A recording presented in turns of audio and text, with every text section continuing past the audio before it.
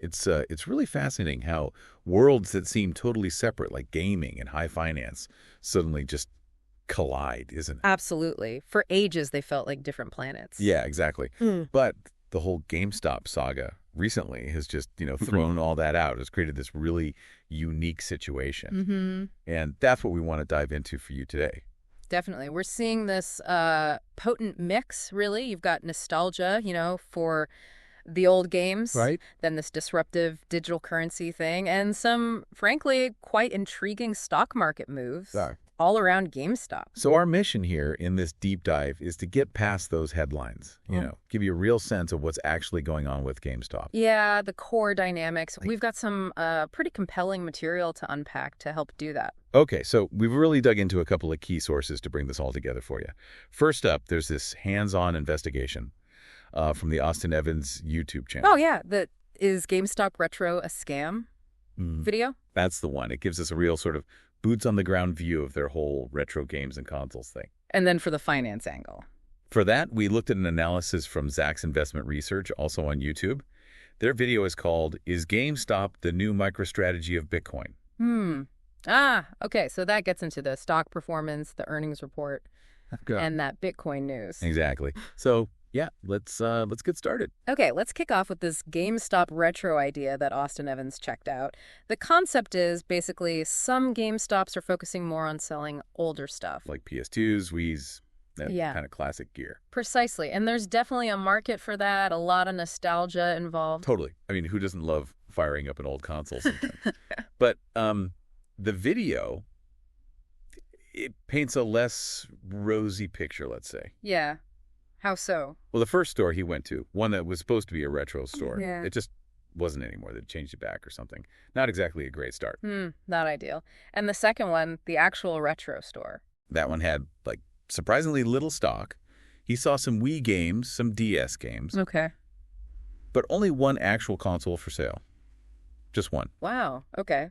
So what's the model there? Just selling whatever people trade in? Seems like it. The video suggested it's very dependent on trade-ins, not like a central supply of retro stuff. Right, so the inventory could be completely different from one store to the next. Very unpredictable. Yeah, less like a curated retro shop and more.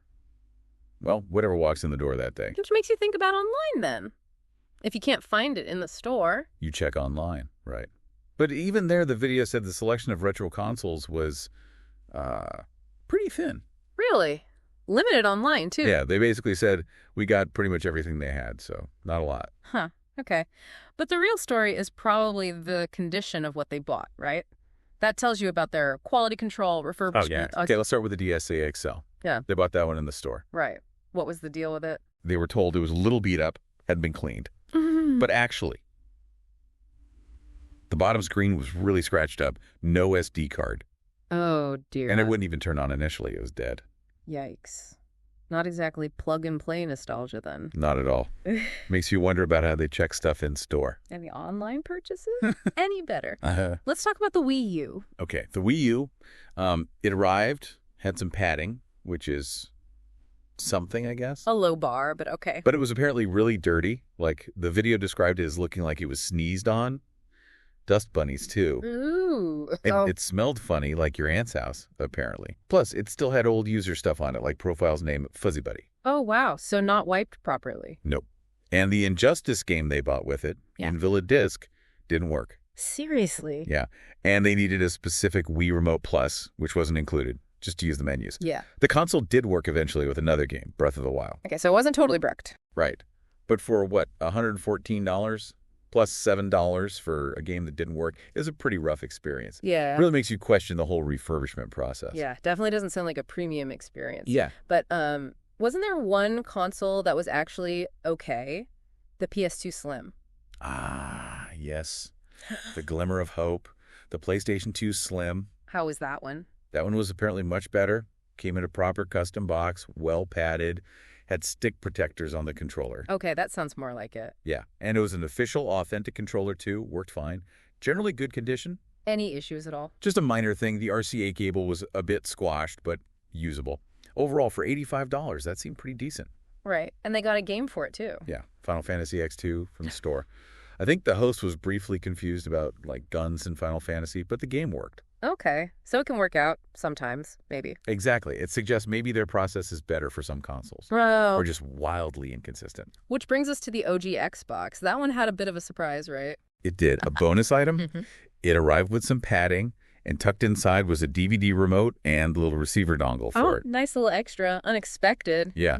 But the controller was a GameStop brand one, and it looked like it had been, well, chewed on. Chewed. Seriously. Certainly. And the console itself. Scratches, dust, even some rust. Oof. Not great. Did it work? It powered on, yeah. And weirdly, it had music loaded onto the hard drive already, like some classic rock. Haha. Okay. A time capsule. But could it play games? That's kind of the point. Well, no, the disk drive was broken. Oh, come on. Yeah, so the Morrowind game they bought for it, $9.50, was useless. The 95 Xbox couldn't play it. So a dusty, rusty music player, basically. Pretty much. Really highlights that hit or miss thing again. Okay, and then there was the PS3 and Vita order. This one sounded like a real headache. Oh, this is the big one. Yeah, logistical nightmare seems about right. What happened? So the tracking said, Mm-hmm. PS3, the original fat one, a PS Vita, and Fallout 3. All in the box. What arrived? Just a Splatoon amiibo figure. Just an amiibo. Instead of 2 consoles and a game. Yep. Which led to, customer service calls. Yeah.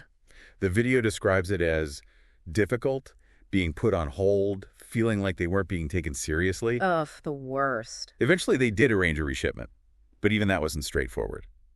Don't tell me. What arrived the second time? Okay, so the reshipment had a PlayStation Vita, but it was pretty scratched up. It did have an 8 GB memory card, though. Okay, something. What else? A PS3. Right. But the slim model, not the fat one they ordered. Swap the model. Huh. Yeah. And a third-party controller, not an official Sony one. And then just randomly a printer cable and a DisplayPort cable. Instead of an HDMI for the PS3. Exactly. No HDMI. Wow. Did the PS3 Slim at least work? It did, thankfully. It was wiped clean, and it played the copy of Fallout 3 that also came in the reshipment. And the Vita, aside from the scratches. The analog sticks were pretty worn, and the speakers were apparently really quiet. Man, considering the Vita was like $142.50 and the original PS3 was $95, that whole order sounds like a mess. Totally.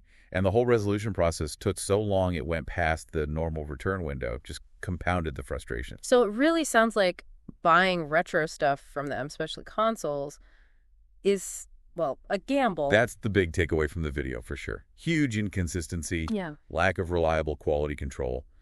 Games might be okay. Maybe safer, yeah. But consoles, cleanliness, functionality, it's all over the place.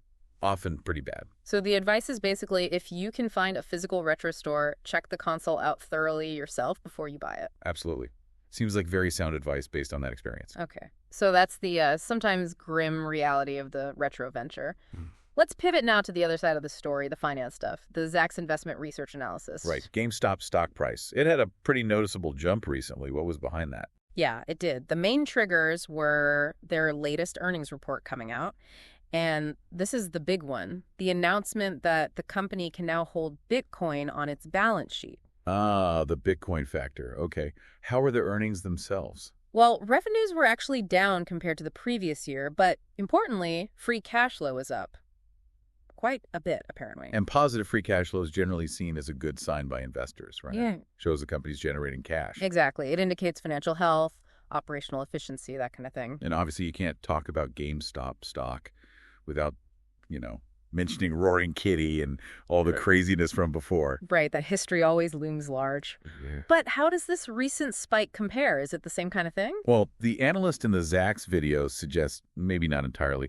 They point out the stock had been sort of bouncing around $20. Yeah. It even dipped below its 200-day moving average for the first time in about a year, which is a technical signal people watch. Okay, so it was maybe looking a bit weak technically. Right.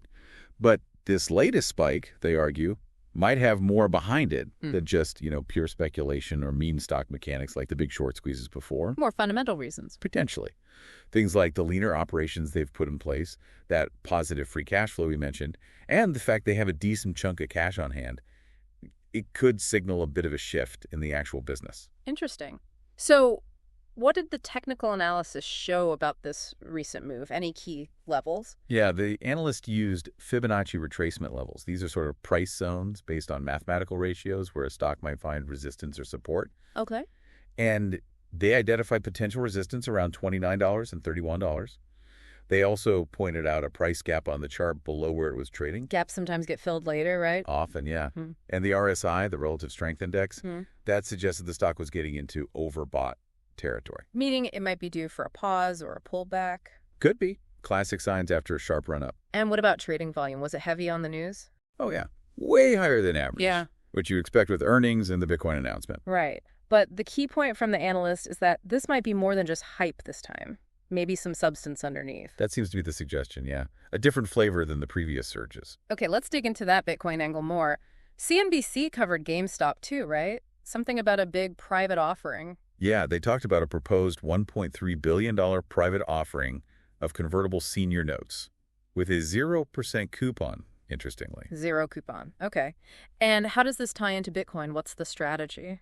Well, the CNBC segment discussed a possible trade, buying these convertible notes while also shorting GameStop stock. Ah, hedging strategy, sort of, playing both sides. Seems like it. And they made this comparison, calling GameStop a potential mini MicroStrategy. Like the company that famously went all in on Bitcoin for its treasury. Exactly.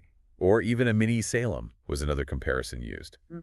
It suggests some people see GameStop maybe shifting strategy, incorporating Bitcoin more seriously. Right. Using it as a treasury asset, maybe? Could be. Diversifying their cash holdings, perhaps? And Ryan Cohen, the chairman, he reacted on X. He did. The sources didn't detail the post, but the fact he responded publicly shows leadership is definitely aware of how the market's interpreting these moves. Mm-hmm. And this idea of holding Bitcoin as, what was it, an insurance play? Yeah, against concerns about national debt. Mm-hmm. That's a pretty significant framing. It is. It ties into that narrative you hear sometimes, that Bitcoin could be a hedge against, potential fiat currency devaluation down the line.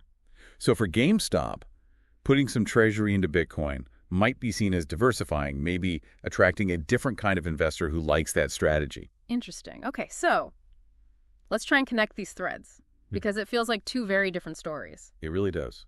On one hand, you have the retro gaming thing, which, based on that investigation, seems, well, pretty shaky. Quality control issues, customer service problems. Yeah, struggling with the basics of retail in that vintage space. Yeah. But then, on the other hand, the financial markets seem pretty happy. They like the improved cash flow. They're intrigued by the Bitcoin move. Right. It's like you're looking at two different companies almost, wearing the same GameStop jersey. Exactly. So the big question is, are these totally separate things? Is the retro stuff just one experiment, while the real focus is financial engineering and Bitcoin? Or is there some grand plan we're not seeing yet that connects them? Like, could that money they want to raise from the notes, The $1.3 billion. yeah, could that be used to actually fix the retro operations, or just buy more Bitcoin, or something else entirely? Those are the key questions, aren't they? This weird duality. Mm-hmm. So pulling it all together then, we've seen this really inconsistent, often quite disappointing picture of GameStop retro, big questions about quality, customer experience. Yeah, definite problems highlighted there. But that's contrasted sharply with this positive investor reaction to their financial tweaks and this jump into Bitcoin. It really is a stark contrast. And it leaves us with a really interesting question, maybe for you, the listener, to chew on. Okay. What does this split personality really mean for a company like GameStop?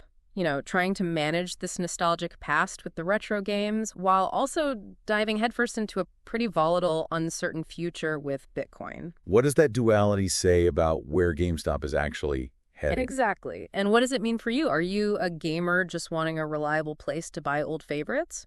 Or are you an investor trying to figure out the long game for this? Well, let's face it, very unpredictable company. Yeah, maybe this deep dive helps you think about which side of GameStop matters more to you. Or maybe it's sparked some curiosity to look deeper into the stock side or even the wider retro market. Lots to consider.